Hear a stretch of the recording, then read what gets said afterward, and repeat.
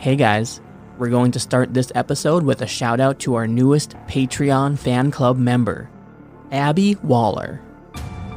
Abby is now a premium listener and will enjoy our full benefits package. If you're curious what that includes or you want your own shout out, visit disturbedpodcast.com/fanclub and get yourself in the Patreon fan club for as little as $1 a month to start receiving your benefits today.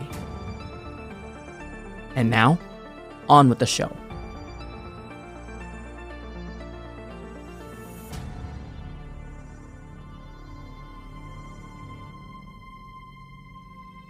He's been a suspect in the disappearance of at least 5 girls, inserted himself into missing persons investigations, and played mind games with victims' families and police. So, just who is Timothy Bindner?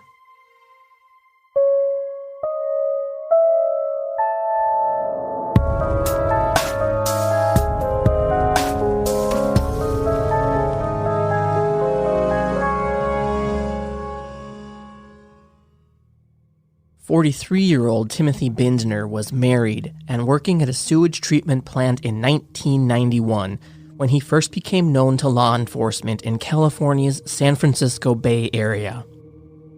While investigating the cases of several missing girls along the I-80 corridor, his name came up multiple times in conjunction with disturbing behaviors toward and regarding young girls. Parents in the East Bay began reporting that Bindner was sending birthday cards, small gifts, and money to their young daughters, trying to strike up friendships with them. One mother gave police letters that Bindner had sent to her daughter. One was written backwards so it could only be read when held up to a mirror. One contained small trinket gifts, and another contained a love poem and Bible verses with certain words underlined. Quote, "I have chosen you. Be with me where I am." End quote. When asked why he was contacting the girls, Bindner told investigators that he was being kind and that the girls were, quote, "lonely." During their research into Bindner, investigators discovered that in 1985, he was fired from his job as a Social Security claims processor after his boss caught him collecting the names, addresses, and birth dates of young girls in Colorado. He had sent approximately 40 girls $50 on their 14th birthdays. When questioned, Bindner said he was mimicking a TV show in which a man surprised strangers with money, saying he thought it was, quote, "a touch of magic for the kids," end quote. Parents complained, and Bindner was fired. However, he was rehired 16 months later after an arbitrator found that he hadn't used the records for personal gain, and therefore there was no just cause in his firing. Bindner drove a light blue Dodge van with a vanity license plate reading LOVYOU.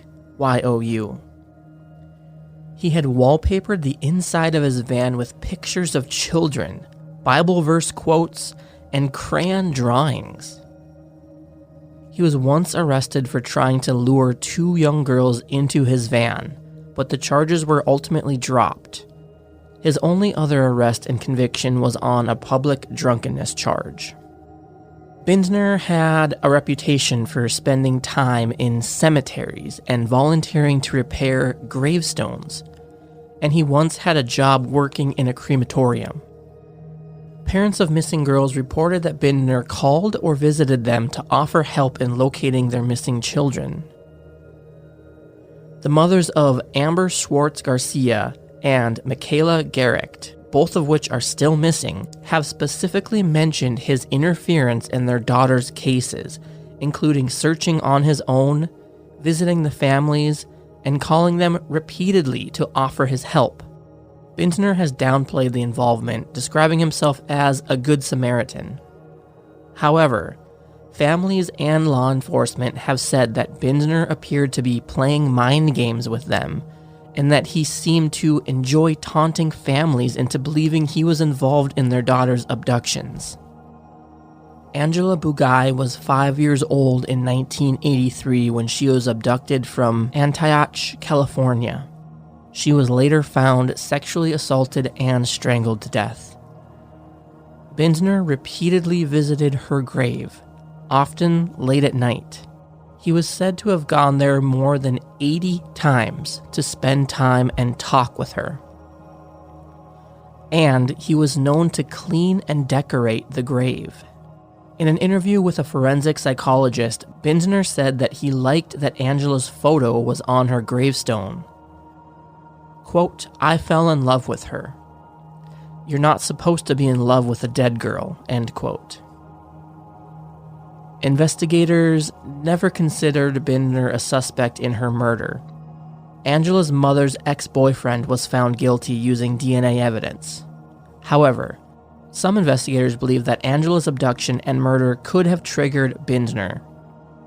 Days after Amber Schwartz Garcia disappeared, Bindner visited Angela's gravesite, and he, quote, "kissed the gravestone and simulated a sex act," end quote, according to FBI surveillance.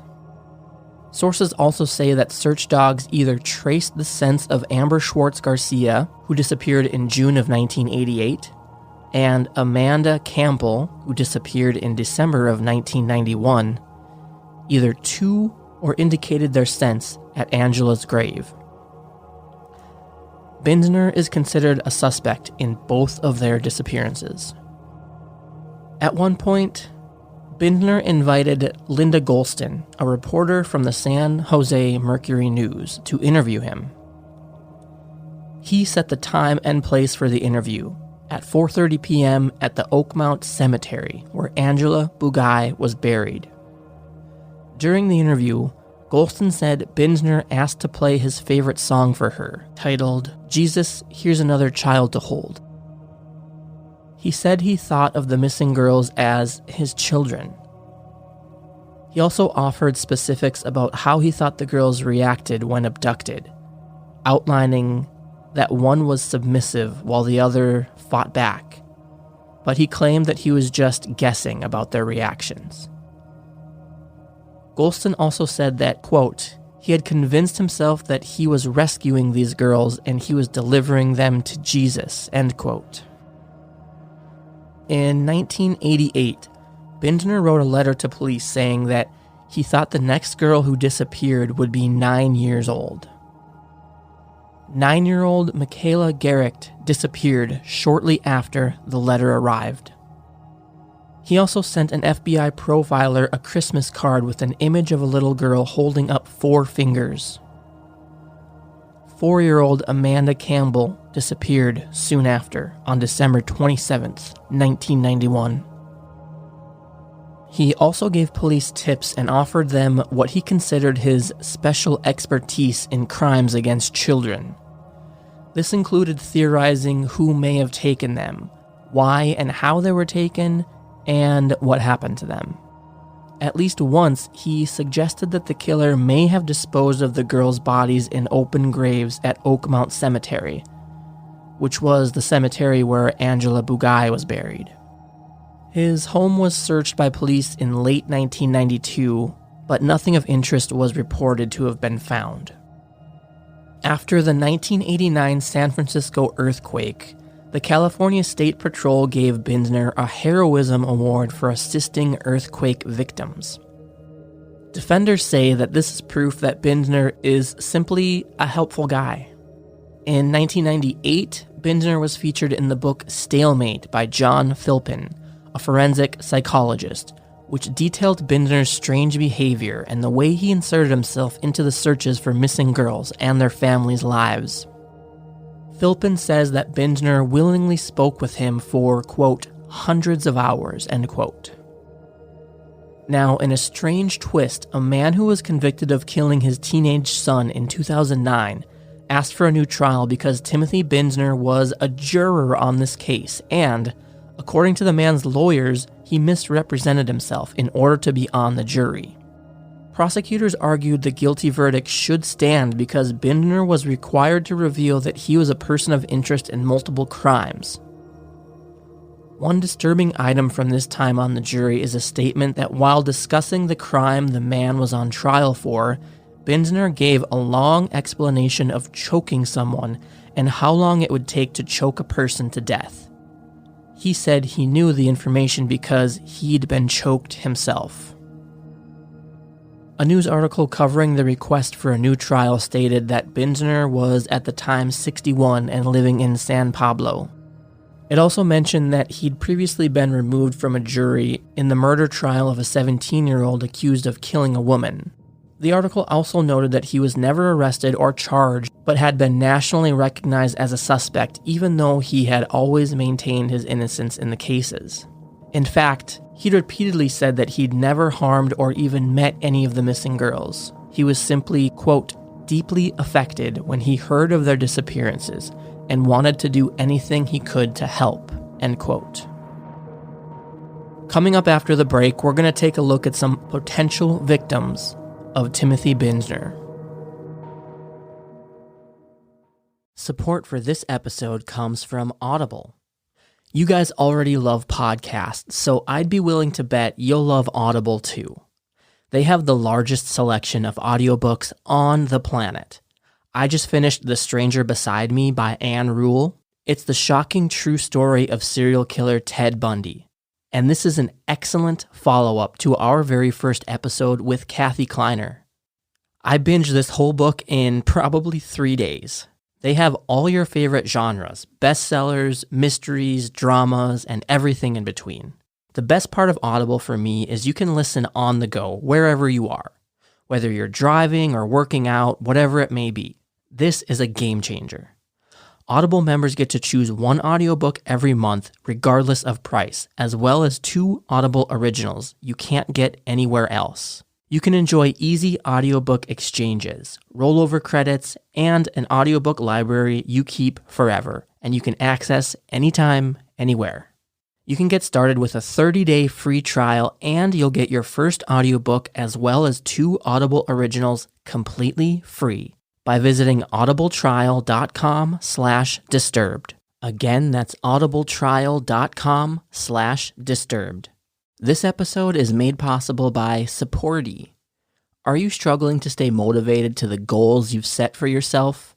Maybe you're trying to wake up earlier, but you keep hitting that snooze button. Or maybe you're trying to cut back on sweets, but you find yourself opening the fridge when you're stressed out.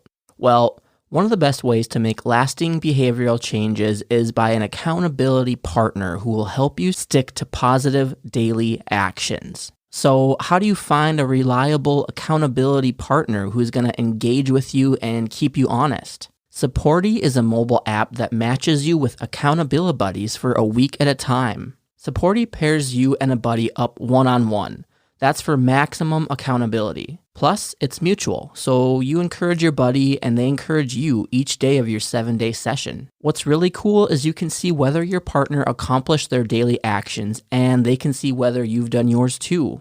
If you want a more effective way to stay motivated, experience the difference of an accountability partner. Download Supporty, that's support with an I at the end, from the Apple App Store or Google Play Store, and make sure you choose Disturbed Podcast when you create your account to start your 2-week free trial. You can check out the show notes of this episode for more details. Get encouragement, get motivated, and achieve more with Supporty.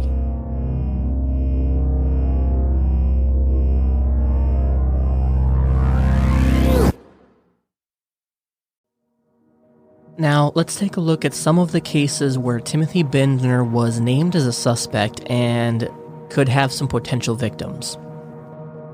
7-year-old Amber Schwartz Garcia disappeared from her front yard around 4:30 p.m. on June 3, 1988. She was playing unattended for about 15 minutes. When her mother checked on her, she was gone. She was playing with an adult-sized leather jump rope with wooden handles that has never been located. The day after her disappearance, investigators found a pair of pink socks near a baseball diamond by the creek behind her home. The socks were found in an area that had already been searched, so investigators believe that they were left there after the initial search.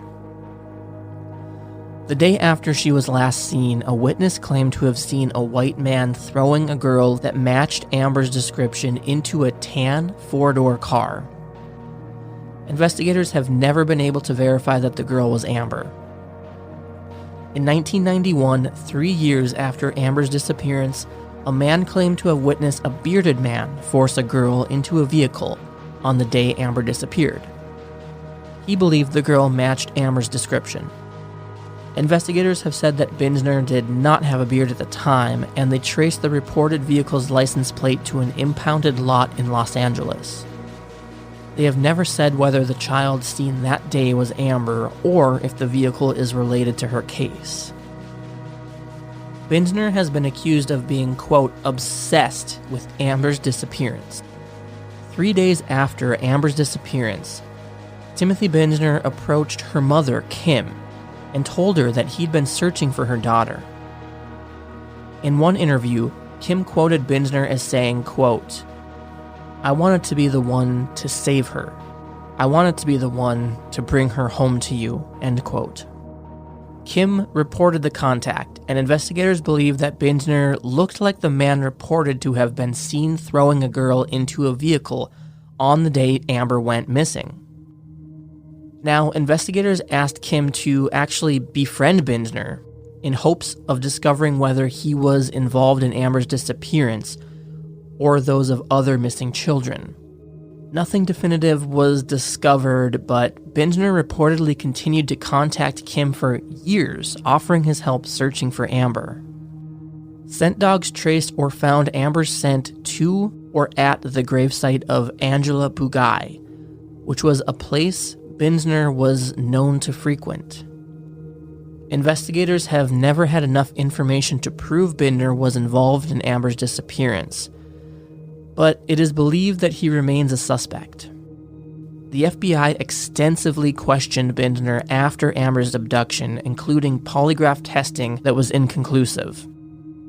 Now, just a disclaimer here, polygraph testing is not really considered too reliable and it is not admissible in court. In 2009, investigators said Curtis Dean Anderson, a convicted pedophile, was responsible for Amber's kidnapping and murder. Anderson confessed in 2007 while already in prison and a month before his death. He claimed to have taken her to Arizona, murdered her, and left her body beside a highway.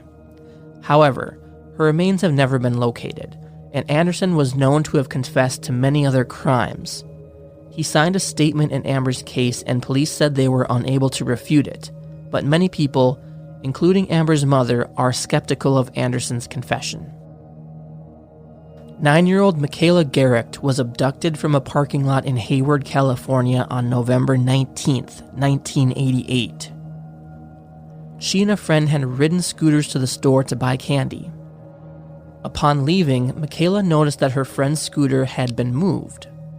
And when she went to get the scooter, an unknown white male forced her into a vehicle and drove away. Her friend reported the kidnapping right away, but the vehicle, the perpetrator, and Michaela were never located. Investigators have said that Bindner had a possible connection to her case, but no further information was ever given.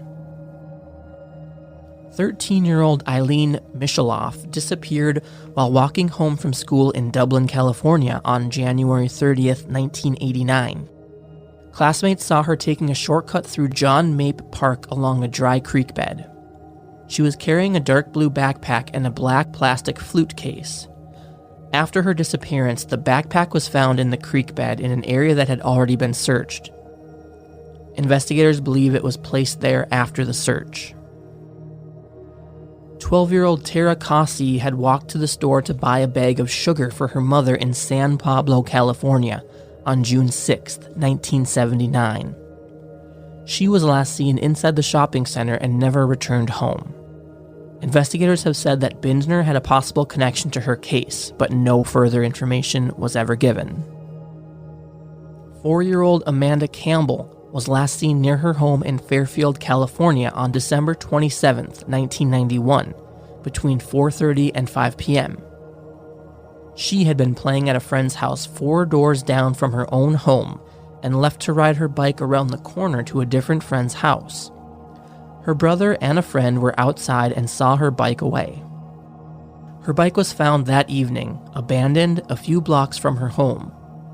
Authorities searched the area but were unable to find anything other than a pair of blue children's socks. However, they could not be confirmed to be Amanda's. Scent dogs traced Amanda down the street where she was last seen, through a drive-thru at a local fast food restaurant, and then to the westbound I-80 on-ramp. Investigators believe she was pulled into a vehicle and taken. Search dogs also either traced Amanda's scent to or indicated upon her scent at the gravesite of Angela Bugai, again a place Bindner was known to visit. However, investigators have never had enough information to prove Bindner was involved, but it is believed he remains a suspect, and investigators had publicly named Bindner as a suspect.